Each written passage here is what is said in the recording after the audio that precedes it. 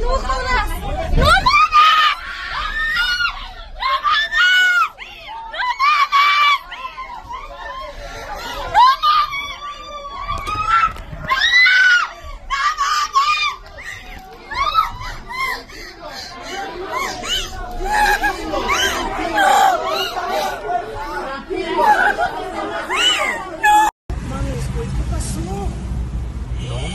Dios mío, se incendió todo, John está explotando todo más.